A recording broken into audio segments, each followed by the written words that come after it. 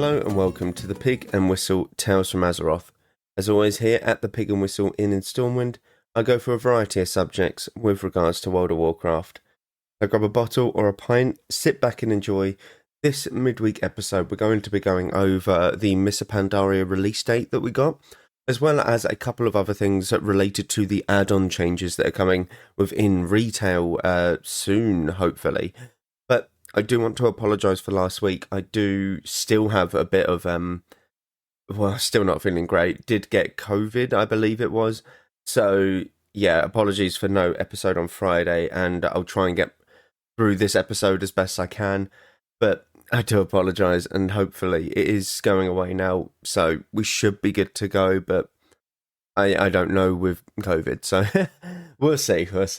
But we will start off with Mists of Pandaria. So, Mists of Pandaria did get announced that it was coming to pre-patch in July 1st, and it will fully release on July 21st. So this is 3 weeks, of pre-patch that you can level up a monk, you can do multiple things, and prepare yourself for Mists of Pandaria, going into Pandaria and leveling through that content. So, what comes with the pre-patch? With the pre-patch, you have a new playable race that is set to release with it. This is obviously being the Pandaren. You have a new hero class. Why is it naming it as a hero class? But this hero class is Monk. Monks can be tanks, DPS, and healers. Mistweaver being your healer, Brewmaster being your tank, and Windwalker being your damage. All of them are very good, different, unique way of doing all of these different roles, essentially. And a very fun class, to be honest, from Mists of Pandaria upwards. So, would definitely recommend checking it out. Classes have been revamped with a new talent system, improved abilities and spells. A lot of your spells that you have in Kata are very early iterations of what they become later on in the game. So the Eclipse system, Boomies get like an incarn now. Most classes have like a big cooldown that they can utilise. And this is sort of how the revamped classes work. AoE looting, which is really good. Basically, this is instead of looting every single mob, when you kill a group of enemies, you right-click one enemy and it loots everything within a certain radius. Always a quality of life change. Always loved this one. World events, which is attack on Theramore Isle.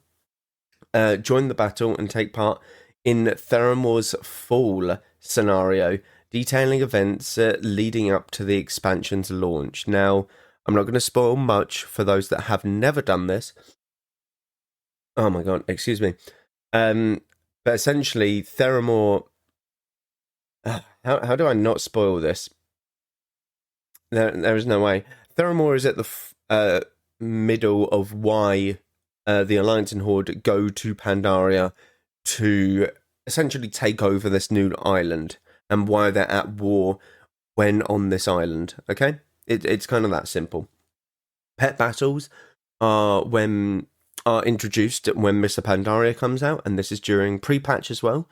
So all of these pet battles you can utilise to trade, or not trade, sorry. You can level them up and then put them in a cage and put them on the auction house, basically. It sounds barbaric almost, but this is a good way to make some gold if you need that little bit extra gold within Classic.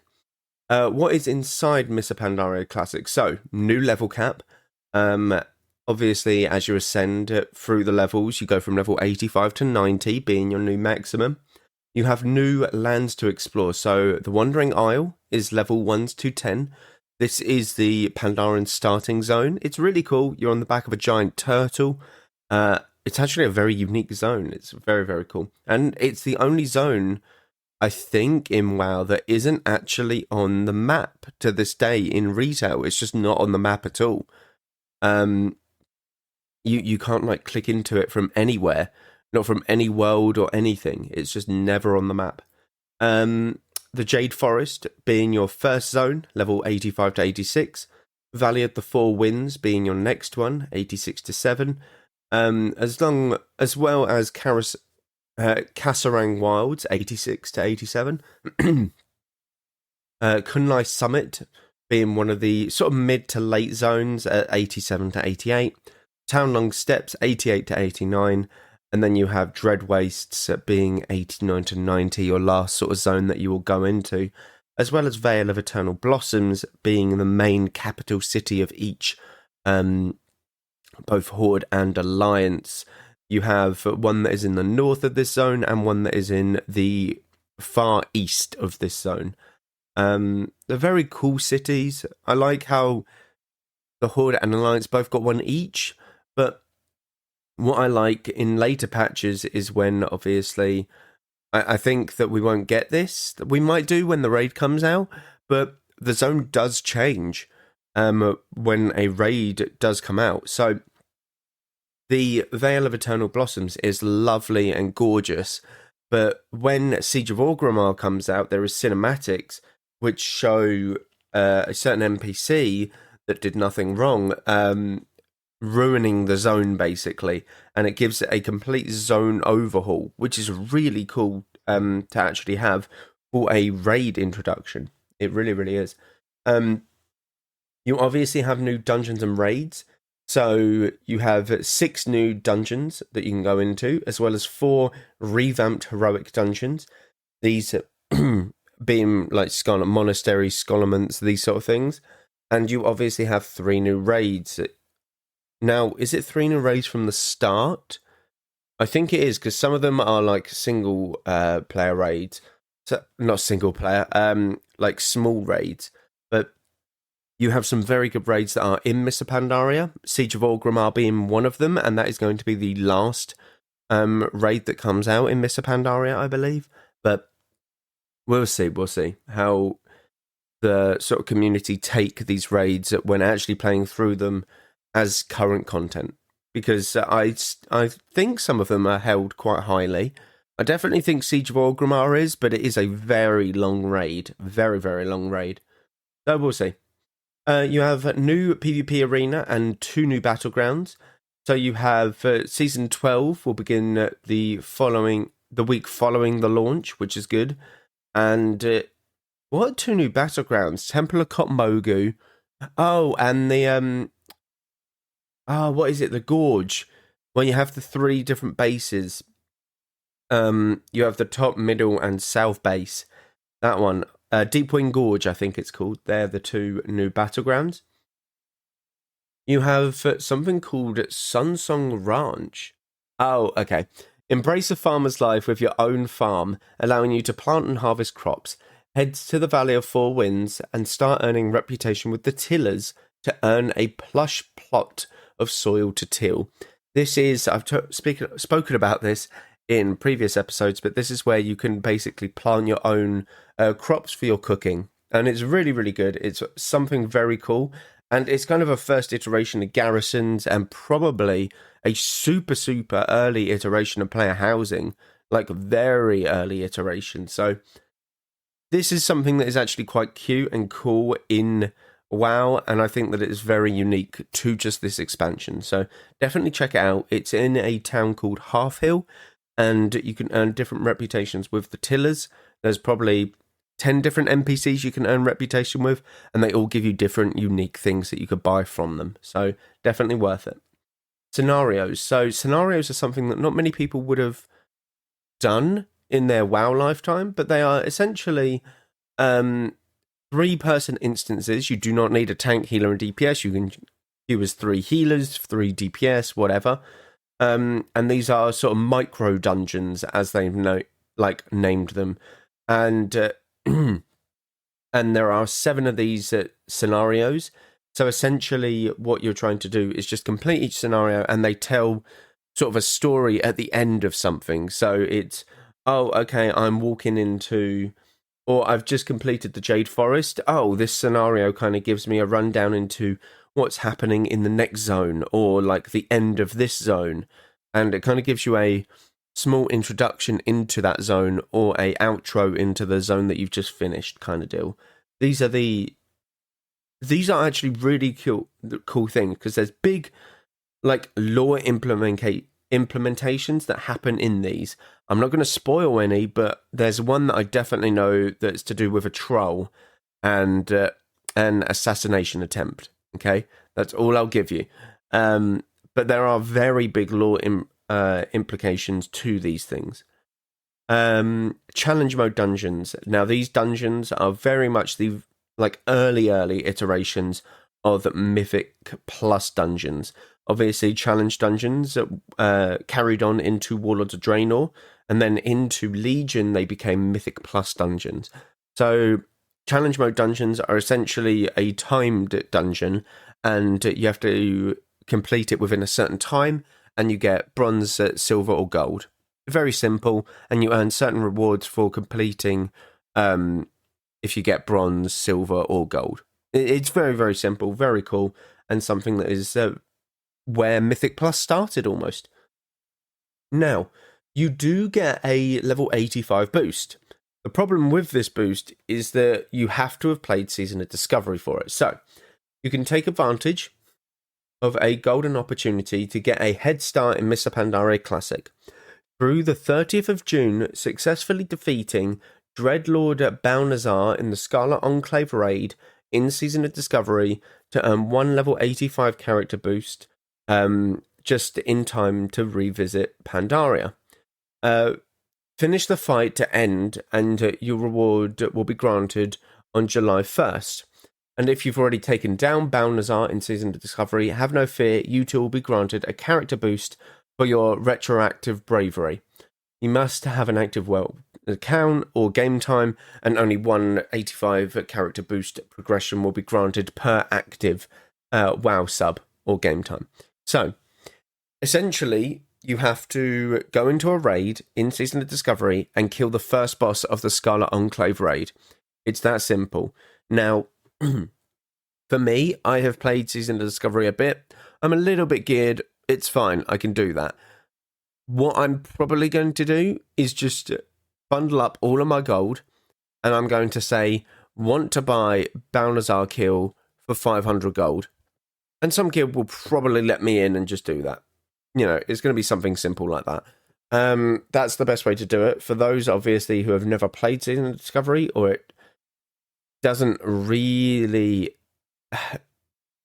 want them, or it doesn't want them... No. What am I saying? Sorry, my brain is a bit fried at the moment still.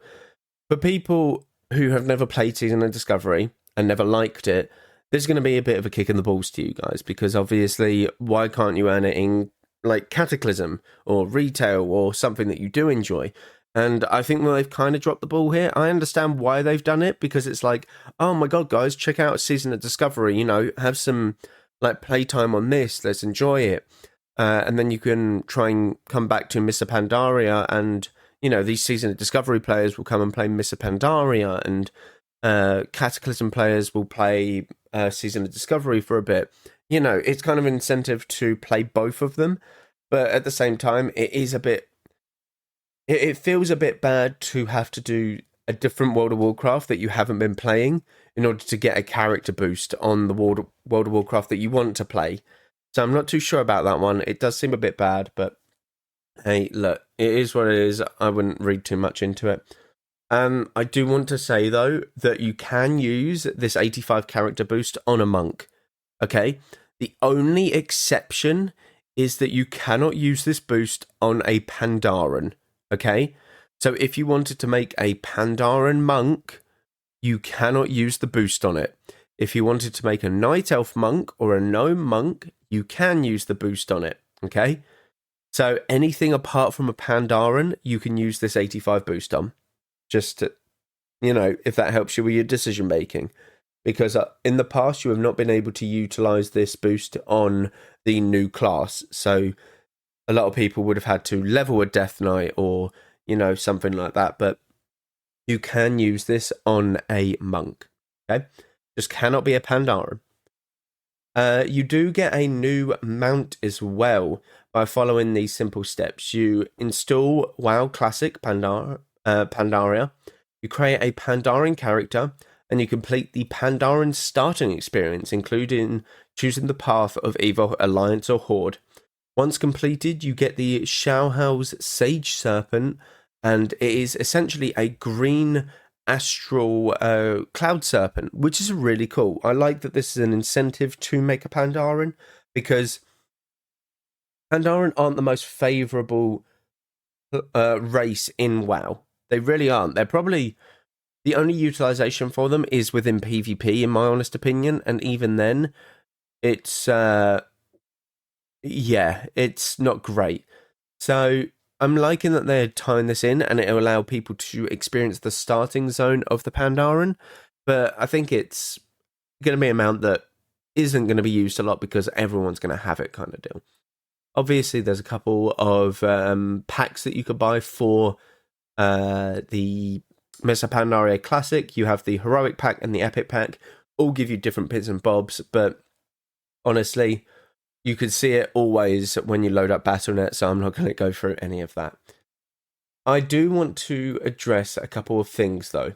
Not with Pandaria, but with the add-on stuff that I've been talking about recently. So, on the forums, there have been a lot of talks about these add-ons, and you have a couple things that is coming to my attention, and this is what this post will sum it all up for you, basically. Blizzard, please take away the add-ons ASAP. I saw it in an interview that it won't be in the next couple of patches, but please expedite the process. This is a crucial change that needs to happen sooner rather than later. I don't disagree, but I disagree that sooner rather than later is too soon.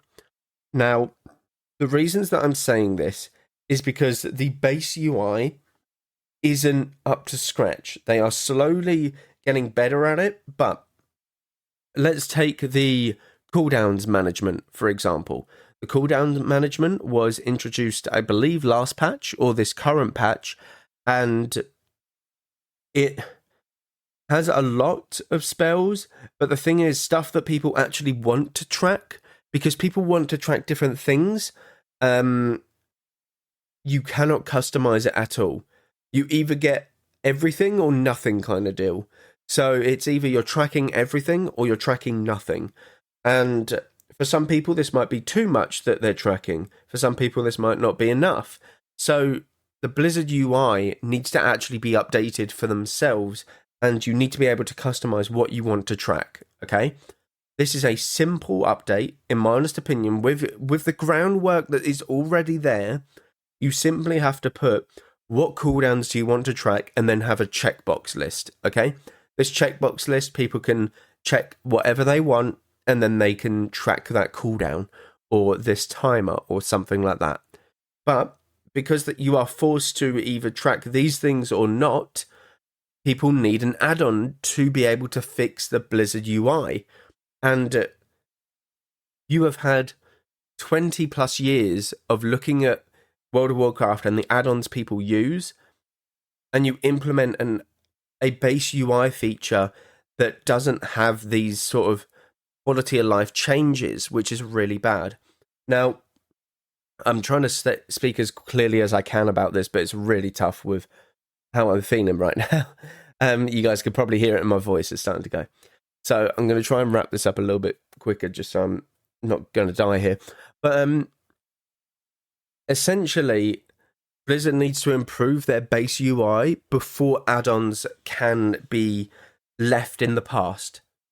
And this is a big thing, because the base UI doesn't do a lot, okay? If you look at when they added arena frames as a customizable edit mode, okay?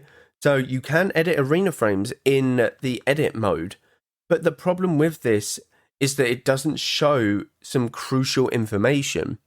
Crucial information being diminishing returns.